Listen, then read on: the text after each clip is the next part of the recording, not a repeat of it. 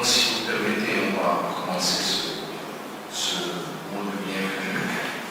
Avant, bien sûr, il y a tout un programme qui comprend le mot de bienvenue, qui comprend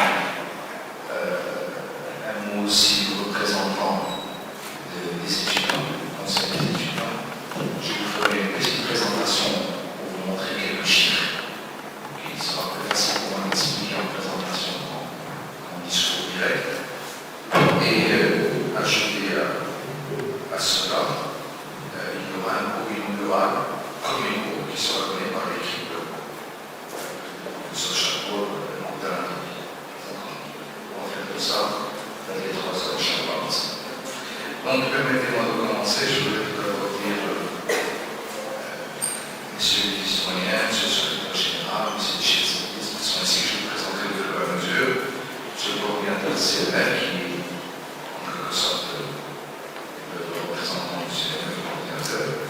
Et sur le chef d'étudiants et d'étudiants, je vous réitère mes félicitations et vous êtes la 18e promotion sur la faculté de médecine, a commencé en 1999. Elle a commencé réellement en 1998. Il y avait des petits soucis de démarrage et le ministère avait décidé à ce moment-là que cette première promotion fasse rejoindre la promotion d'Oran. Donc celle de 98 a commencé à cette thèse, elle a poursuivi ses études à Rabat. Et celle qui a fait ses études, effectivement, a fait, c'est celle de 99. Et je suis très fier de vous dire qu'une bonne partie de cette promotion de 99, c'est pas loin de 99, c'est 2017. Au moins une trentaine, une quarantaine de professeurs assistés. Ça veut dire qu'ils ont fait de médecine, qu'ils ont fait leur spécialité, et qu'ils ont opté pour la voie de l'enseignement, et donc ils sont accueillis en tant qu'enseignants. Ça fait plaisir. Et c'est une preuve, et je pense la plus forte, que l'enseignement français est un des meilleurs enseignements, parce qu'on postule pour un poste d'enseignement, c'est un poste qui est ouvert à l'échelle nationale. C'est-à-dire qu'un candidat peut venir de Rabat, de Gaza, de Marrakech, il peut venir du Maroc. C'est un poste national. Pourtant, il réussit très bien. Donc, c'est la preuve de l'excellence des études. Alors, on va vous donner quelques chiffres, mais grosso modo, pour que vous soyez là aujourd'hui avec nous, vous faites partie des 3 ou 4% qui ont eu la chance, mais qui ont essayé de mériter leur place. Parce que depuis votre clic, votre inscription sur la présélection, et après la sélection par le ministère, parce que la sélection se fait par le ministère, où il prend 8 fois. Il y a 8 fois le nombre de places, donc à peu près 2400 qui ont le droit de passer le concours. Et ensuite, bien sûr, le concours, spécificité de l'OCIFES, le concours est organisé par la faculté de médecine.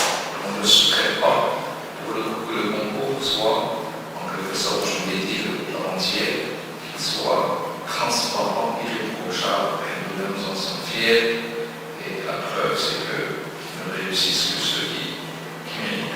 Et donc, vous faites partie des 3 ou 4% depuis le début du processus qui ont franchi aujourd'hui le portail de la FNPF et qui sont aujourd'hui au niveau de la faculté. Ceci pour vous dire que c'est largement mérité et c'est parce que c'est le fruit de notre travail, c'est des résultats brillants, c'est du sérieux, c'est de la détermination.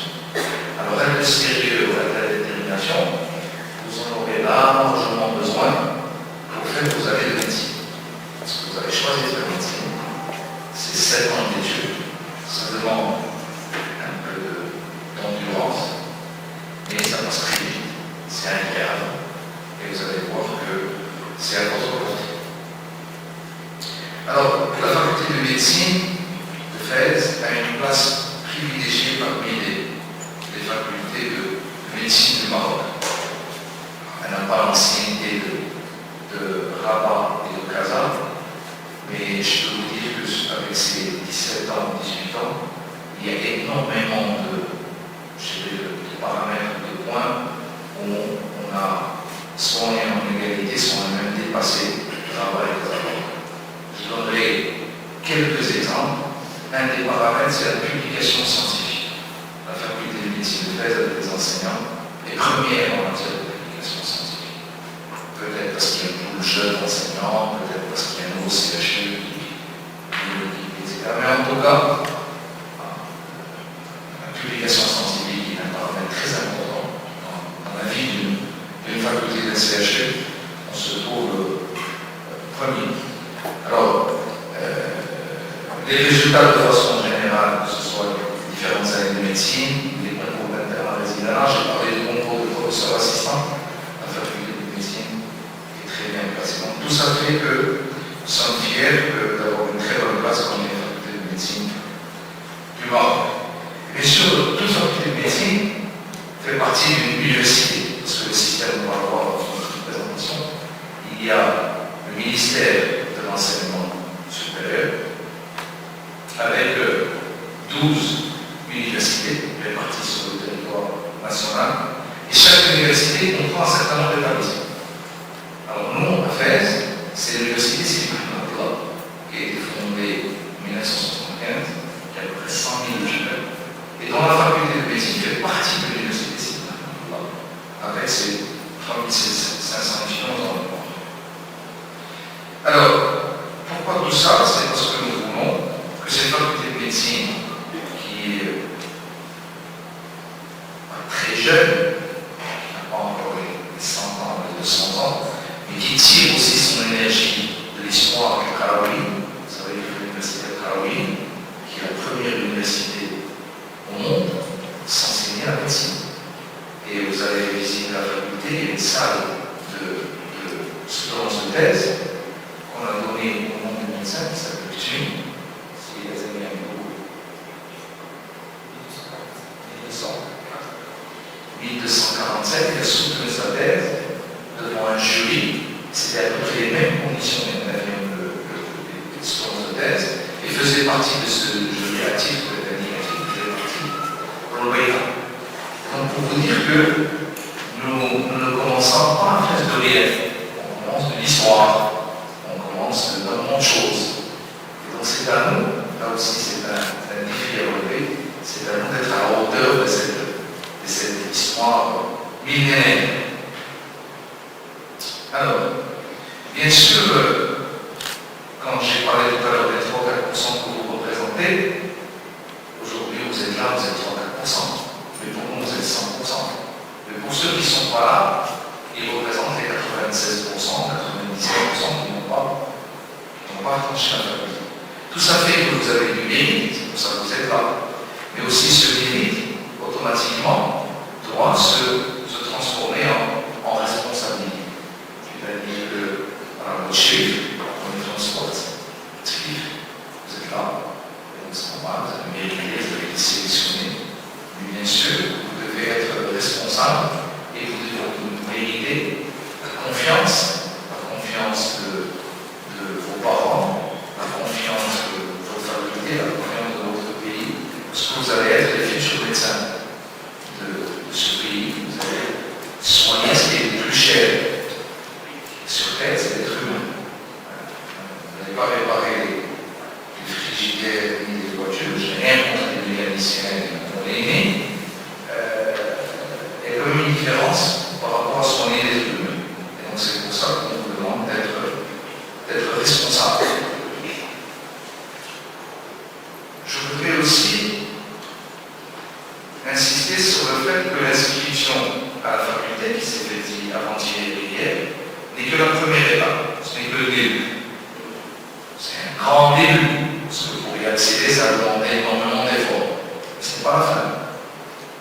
Ça veut dire qu'il faudra absolument s'armer comme on a dit, de travail, de sérieux, d'assiduité pour réussir facilement ces années de médecine.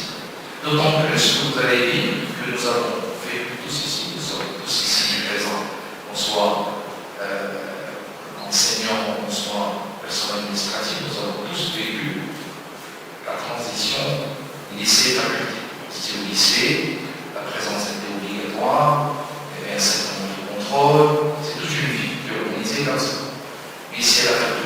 bien sûr, âge oblige, organisation oblige, on vous donne un peu plus de liberté. Mais c'est une fausse liberté, c'est-à-dire que c'est une liberté qu'on vous demande de gérer vous.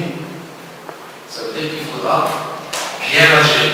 Parce que si vous ne la gérez pas, ça peut donner quelques petits problèmes.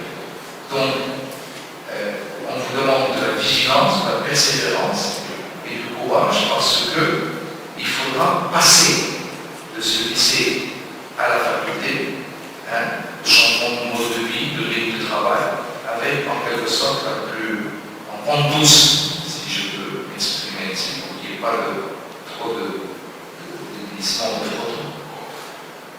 Et bien sûr, quel est notre rôle, nous, tous ici, en tant que staff pédagogique et administratif, c'est de vous accompagner en cas de besoin.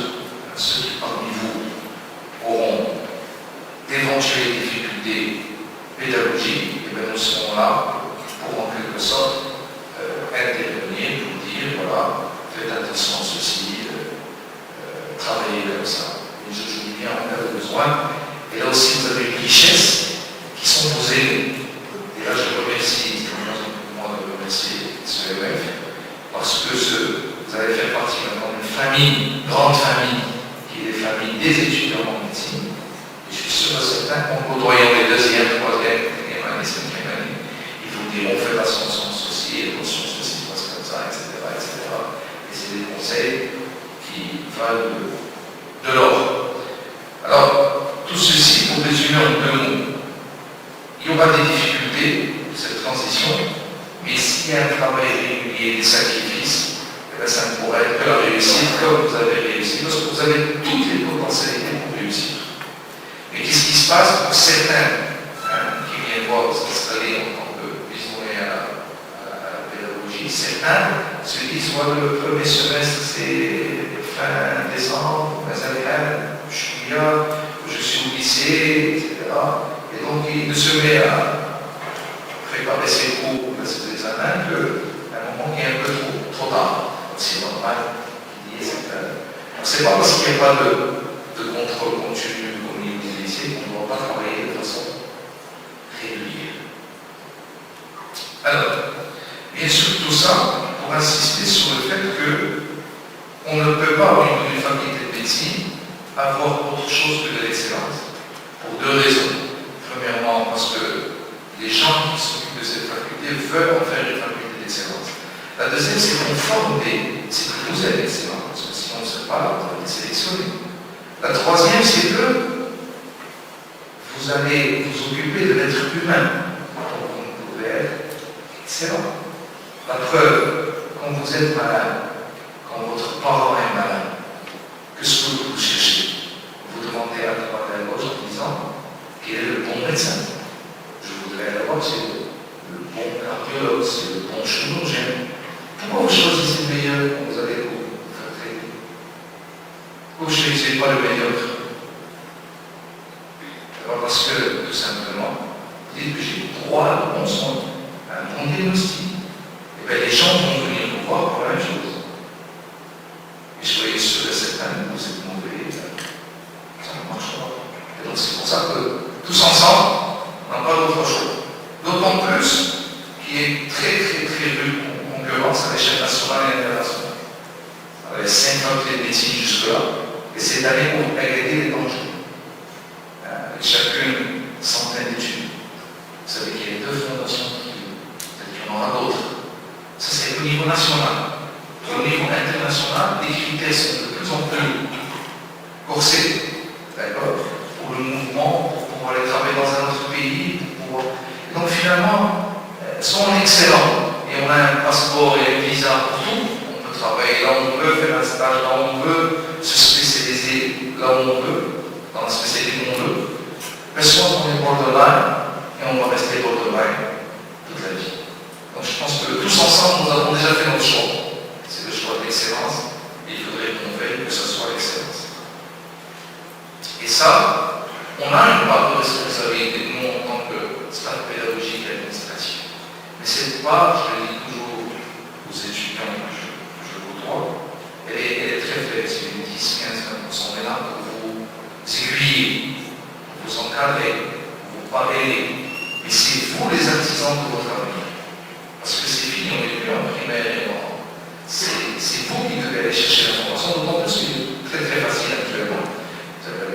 tablettes, vous avez Internet, vous aimez.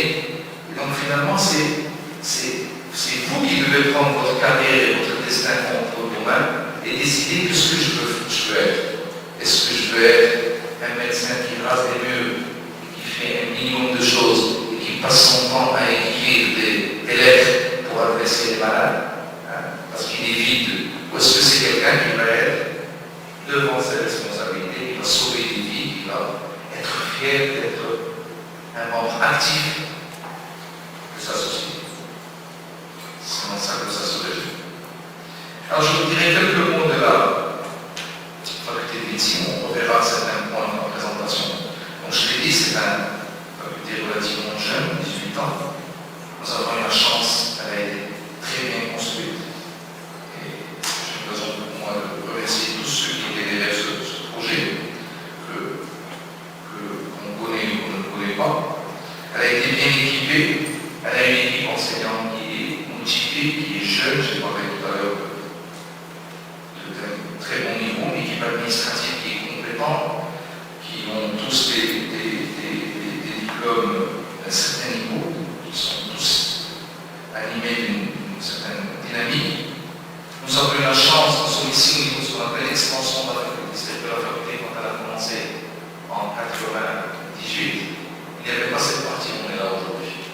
On avait la chance qu'à côté de la faculté, il n'y avait pas de.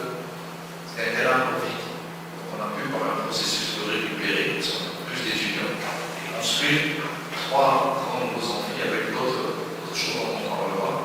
C'était une chance, parce que quand on se compare à Marrakech, au Fès et Marrakech, on commençait au même moment, et bien Marrakech n'avait pas cette opportunité pour s'agrandir. Donc nous, on a eu cette chance, et combien de vous allez voir vos camarades de lycée, et vont vous dire qu'ils ont étudié dans beaucoup d'établissements où un étudiant ne trouve pas sa place, où le couloir ne permet pas de passer plus un certain nombre d'étudiants, les escaliers, je ne sais pas en état. Et je vous rapporterai pour ceci un témoignage qui émane de l'équipe du CNF, que je remercie encore une fois,